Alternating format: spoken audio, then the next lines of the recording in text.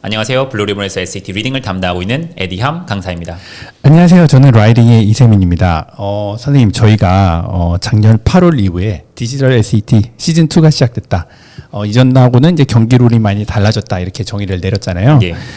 근데 일단 명확하게 하고 싶은 거는 이제 모든 학생들에게 다 영향을 미쳤다는 건 아니고요.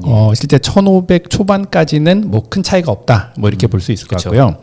실제로 이제 칼리지 보드가 이제 발표를 한 걸 보면은 전체 SAT 학생이 한 200만 명 정도 되죠. 거기에 이제 리딩, 라이팅 점수를 이제 전년도 2024년하고 비교한 걸 보니까 한 2점밖에 차이가 나지 않더라고요. 근데 문제는 이제 1550 이상 이제 최상위권이 예년보다 좀 줄었다는 거죠. SAT 전체 응시생이 1년에 한 200만 명 정도 된다고 말씀 주셨는데 이제 1550 이상은 이 중에 1%도 안 되거든요.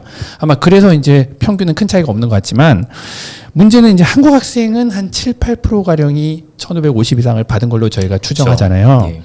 그러니까 이제 한국이 좀 더 충격이 큰 것 같아요. 선생님은 어떤 점이 좀 가장 주목을 받으셨어요? 우선 1550점 플러스 최상위권 학생들만 큰 영향이 있는 이유가 왜냐하면 어려운 킬러 문제가 더 어려워졌기 때문입니다. 맞아요. 네. 솔직히 이런 킬러 문제들은 이렇게 많지는 않은데 1550점 이상을 받으려면 솔직히 거의 다 맞아야 하거든요. 몇 개까지 틀려도 되죠? 한 두 개 개죠. 정도입니다. 그런데 1500 초반 실력 학생들은 이런 킬러들은 어차피 거의 다 틀리거든요. 그래서 어차피 틀리니까 큰 영향은 없는데 본래 이런 킬러 문제들까지 맞았던 1550 플러스 학생들한테 큰 타격이 있는 것 같습니다. 근데 학부모님들이 좀 혼란스러워 하실 수 있는 부분이 지금도 작년 하반기 문제가 쉬워서 성적이 더 잘 나왔다고 이렇게 광고하는 학원들이 꽤 있습니다. 그래서 잘못된 정보를 가지고 계시는 학부모들이 꽤 계시더라고요. 아무리 광고를 하지만 너무 좀 진실을 호도하는 것 같아서 좀 안타깝습니다. 근데 이게 사실 대부분 학원들이요. 저희도 마찬가지지만 뭐 저희 학생들 점수만 보는 게 아니라 이렇게 주요 학교들 상황까지 다 파악할 수 있잖아요. 예. 뭐 다 알고 있을 텐데 절대 그런 말이 나올 수는 없는 것이고요. 저희는 그나마 이제 1550 이상이 덜 줄었다. 거기서 되게 자부심을 느끼고 있지 않습니까? 예. 사실 이게 참 오래된 SAT 업계의 불행한 관행인데 아무래도 이제 국내 입시에 비해서 감독의 사각지대에 좀 놓여 있잖아요. 그렇죠. 보이는 게 전부가 아니고요. 일부 학원의 경우 과장 광고에 너무 믿지 않으시는 게 안전하지 않을까 그럼 그렇게 선생님 생각합니다. 도대체 뭘 믿어야 되죠? 그러게요. 근데 결국에는 이제 다녔던 학생들의 그 평가가 그렇죠. 뭐 제일 그거밖에 중요하죠. 없지 않을까요? 다른 게 있다면 저희도 좀 너무 알고 싶은데 잘 모르겠습니다. 그런데 지금 1550점 이상 학생들이 줄어드는 현상은 좀 씁쓸하기도 하지만 어떻게 보면 정상화의 과정이라고도 볼 수 네네. 있습니다. 솔직히 말해서 3년 전에 페이퍼 SAT에서 디지털 SAT로 넘어오면서 1500 이상이 솔직히 좀 폭증하지 너무 않았습니다. 많아졌죠. 너무 많아졌습니다. 네네.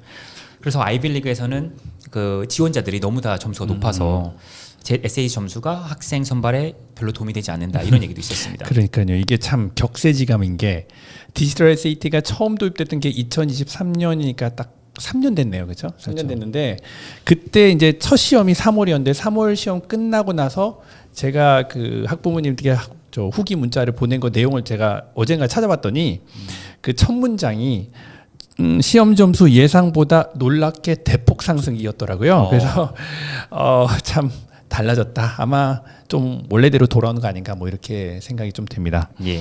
그러면 이제 구체적으로 영역별로 킬러들이 어떻게 좀 달라졌는지 리딩부터 한번 말씀을 좀. 예, 리딩의 경우는 그러니까 미묘한 뉘앙스나 난해한 로직이 포함된 킬러 문제들이 대폭 늘어났습니다. 그래서 단순 암기에 강한 에이시안 한국, 중국 학생들한테 이제 좀 큰 타격이 있는데요. 맞아요. 사실 한국 학생들의 경우는 영어 실력이 네이티브 대비 좀 떨어지지 않습니까? 어쩔 수 없죠. 네. 그래서 단순 스파르타식 뭐 암기 이런 교육법으로 좀 어느 정도 극복을 했던 부분이 사실 있거든요. 근데 문제는 이런 킬러 문제들이 단순 암기로는 할 수 없는 거죠. 그게 가장 큰 문제입니다. 네.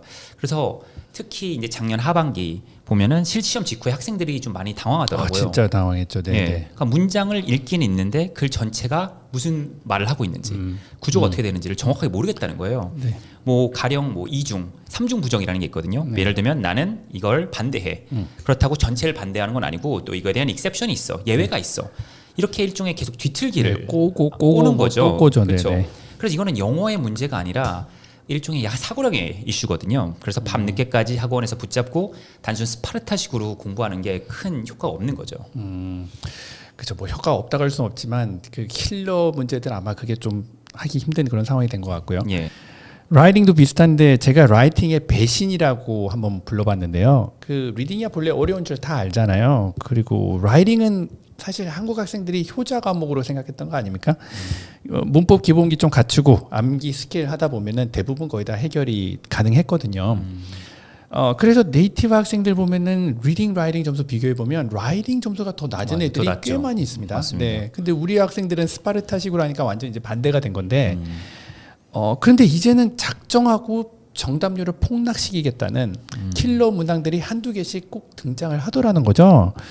라이딩이 참 따뜻한 영역이었는데 왜 이렇게 표독스러워졌지 하고 제가 놀랄 정도로 그런 문제들이 이제 나오고 있는데 그 예를 좀 들어보면은 가령 뭐 사실 라이팅 텍스트는 리딩보다 훨씬 쉬웠거든요. 근데 리딩 텍스트만큼 어렵게 막 단어도 뭐 어려운 철학 용어를 집어넣는다든지 또 3년 동안 한 번도 안 나왔던 페이퍼 SAT에 킬러 문법이 등장한다든지 저희가 이제 스킬로 가르치는 문제들 같은 경우는 이제 안 읽어도 부분만 읽어도 풀 수 있게 이게 하는 게 있는데 그게 안 돼서 다 읽어야 된다든지 뭐 이런 크게 세 가지 유형이 이제 등장을 하고 있고요.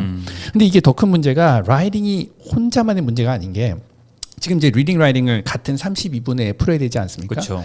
그런데 이제 라이팅이 아무래도 몇 분이라도 시간이 더 걸리게 되면은 그게 자연히 리딩에 압박을 주게 되는 저희가 보통 라이팅을 먼저 풀고 쉬우니까 그쵸. 리딩으로 넘어가라고 하는데 이제 리딩 시간이 줄어드는 그런 도미노 효과까지 생겨서 이게 만만치 않은 문제가 돼버렸습니다. 네, 맞습니다. 보통 리딩 라이팅에서 750점 이상을 받으려면 보통 리딩에서 한 2개, 뭐 많아야지 3개죠. 네네. 그 정도 틀리고 라이팅은 거의 다 요즘은 맞는. 3개가 거의 없는 것 같아요. 그렇죠. 네네. 근데 라이팅 거의 다 맞아야 되는데, 근데 사실상 만약 라이팅에서 하나라도 틀리면 맞아요. 750점 이상은 좀 쉽진 않죠. 맞아요. 불과 3년 전에 페이퍼에서 이제 디지털로 넘어올 때만 해도 그렇게 난이도를 폭락시켰던 이 칼리보드가 왜 이렇게 변심을 했을까요, 선생님? 뭐 여러 가지 복합적인 이유가 있는데요. 소위 말해서 지금은 GPA 인플레이션 이런 세상에 살고 있다고 얘기를 하죠. 네. 그게 뭐냐면 고등학교들이 너무 학점을 잘 주는 맞아요. 거예요. 네. 그래서 대학 입장에서는 보다 좀 객관적이고 표준화된 시험 정도 보고 싶은데 특히 이제 아이빌리그 최하위권 학생들은 그게 더 필요하거든요.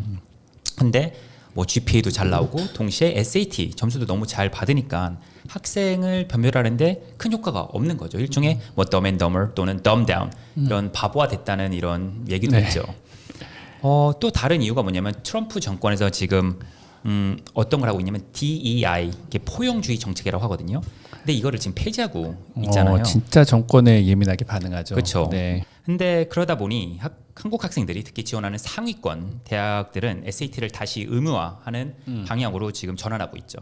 그리고 칼리지보드 입장에서도 굳이 지금 수준을 낮출 이유가 없는 겁니다. 그렇죠. 지금 뭐 어차피 다 보는데 뭐 낮추겠냐 이런 거 같고요. 그리고 이제 또 중요한 문제가 본래 칼리지보드가 이제 그 디지털로 넘어오면서 문제 은행식으로 해가지고 맞죠. 그런 게 기출 문제를 계속 반복해서 내겠다 이렇게 말을 하지 않았습니까? 예. 실제로 초기에는 그런 문제들이 꽤 많이 많았죠. 나왔고요. 반복이 많았어요. 근데 갈수록 그 비중이 줄어들 뿐 아니라 특히 킬러는 요즘 거의 반복이 사라지고 그렇죠. 전부 새로운 유형이라는 거예요. 이게 기출 문제로 커버가 안 되는 그게 대부분이 되어버렸다는 겁니다. 기출 문제가 지금 아시아에 다 퍼져 있다는 것을 칼리보드가 분명히 알고 있고 이에 대한 대응책으로 세웠다 그렇게 분석을 많이 하더라고요. 그렇죠. 그리고 마지막으로 사실 어찌 보면은 이제 디지털 SAT가 페이퍼 SAT에서 디지털 SAT로 넘어온 가장 큰 이유가 ACT거든요. 그렇죠.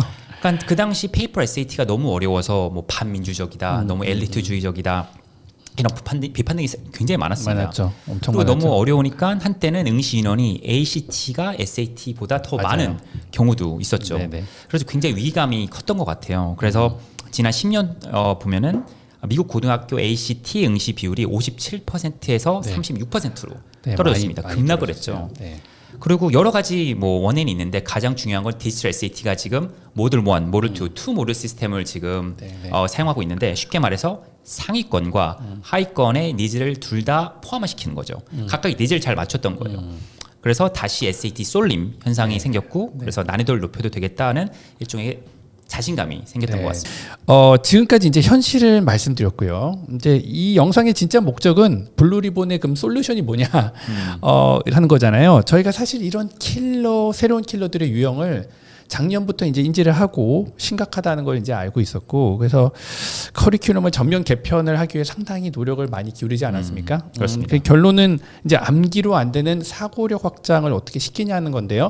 그래서 저희가 런칭하는 프로그램이 뭐죠, 선생님? 이제 바로 루나 워크북입니다. 그러니까 제일 최상위권 학생들 반이 바로 실전반인데요. 이 학생들이 만점을 받기 위해서 맞춤형으로 개발한 겁니다. 그러니까 루나라는 건 LUNA 약자인데 말이 좀 어렵긴 하지만 Logical Understanding and Nuance Analysis라는 뜻입니다. 그러니까 즉 로직과 그리고 굉장히 서를한 누안스를 다 잡겠다, 사고를 키우겠다는 뜻이죠. 그리고 로직 같은 경우는 카메라를 이렇게 줌아웃을 하잖아요.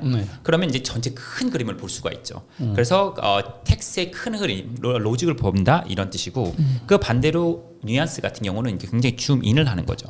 줌인을 해서 굉장히 세심한 그런 미묘한 뉘앙스 변화까지 잡겠다 이 뜻입니다. 저희가 이해를 쉽게 해드리기 위해 그림으로 표현을 해봤는데요. 라직이란 왼쪽 위 그림을 보시면 되겠고요. 여기에 이제 큰 산맥의 전체적인 흐름이 보이잖아요. 마치 이제 새가 높이 날아서 바라보는 관점으로 큰 그림을 파악하는 능력이다. 거시적인 면을 본다고 보시면 되겠고요. 이걸 글로 말하자면 이제 텍스트가 어디서 시작하고 어떻게 결론이 나는지를 정확하게 이해하는 것이다. 그렇게 보시면 되겠습니다. 반면 뉘앙스는 이와 반대로 아주 거시적인 게 아니라 미시적인 시야를 갖고요. 특정한 어떤 조그만 부분을 미묘한 톤을 이해하는 것인데요. 지금 오른쪽 아래에 있는 그림을 한번 보시면요. 이게 보는 사람에 따라 느낌이 좀 다를 수 있지 않습니까? 어떻게 보면 안개가 낀 평화롭고 고요한 아침이라고 할 수도 있고, 반면에 으스스하게 귀신이 나올 것 같기도 하고요. 이처럼 애매한 것을 정확하게 무슨 말을 하려는지 읽어내는 것이 뉘앙스라고 하겠습니다. 저희 이제 선생님 루나 워크북은 이제 가장 점수대가 높은 실전반 학생들한테 이제 제공이 되고요. 그렇죠. 가장 난해했던 로직에 관련된 문제들, 또 가장 힘들었던 뉘앙스 문제들, 이런 것들만 추출해 가지고 집중적으로 저희가 훈련을 시키게 되지 않습니까? 만점 달성을 위한 최적의 솔루션이라고 저희가 이제 생각을 하는데, 예. 이거 말고도 뭐 여러 가지가 있겠지만 그 중에 딱 3가지만 블루리본 SAT의 강점 어떻게 뽑아주시면 어떻게 될까요? 우선 첫 번째로는 타 학원과 다르게 저희 블루리본에서는 막 테스트 모의고사 2개를 풉니다. 맞아요. 테스트 A는 실제 SAT 평균과 비슷한 레벨이고, 테스트 B는 일반 막 테스트의 10%에 해당되는 킬러 문제들만 모아놨습니다. 따라서 하루에 테스트 10개를 푸는 것 같은 그런 굉장히 소위 말해 극강의 효율성을 발휘하고요. 특히 최상위권 학생들이 굉장히 좋아하죠. 네, 실제로 이게 그 무슨 말씀이냐면 이제 저희가 테스트 B 같은 경우는 각 테스트마다 사실은 킬러라고 할 수 있는 게 한 10% 적합이 되지 않거든요. 예. 그 10%들만 다 끌어 모아서 말하자면 만든 거니까 사실상 10개. 왜냐하면 이제 최상위권 학생들은 90% 문제는 대부분 다 알거든요. 그렇죠. 네, 그렇죠. 그리고 두 번째는 이제 중위권 학생들 이제 개념반이라고 하는데요. 여기서는 화목요일에는 붓캠프를 풀게 됩니다. 이게 기본기 향상이 목적인데 보캡 100문제 그리고 그래머 100문제 이렇게 집중적으로 풀이합니다. 실전반 학생들 중에서도 일부러 수강할 정도로 인기가 맞아요. 많죠. 네네네. 그리고 마지막 어떻게 보면 또 어떻게 굉장히 중요한데요. 저희가 직접 학생들과 굉장히 아주 긴밀한 관계를 유지합니다. 뭐 단순히 이제 질문을 하죠. 관련된 뭐 SAT 질문을 하면은 저희가 그 질문에 대해서 BOD를 따로 만들어서 거의 새벽 2시까지도 제공을 하고요. 그뿐만 아니라 1대1 면담을 지속적으로 하면서 공부 방법뿐만 아니라 학업 관련 고민을 전반적으로 상담하고 있습니다. 네, 지금까지 시청해 주셔서 감사드리고요. 더 궁금하신 사항이 있다면 학원으로 연락을 주시면 저희가 최선을 다해 답변을 드리겠습니다. 네, 감사합니다. 감사합니다.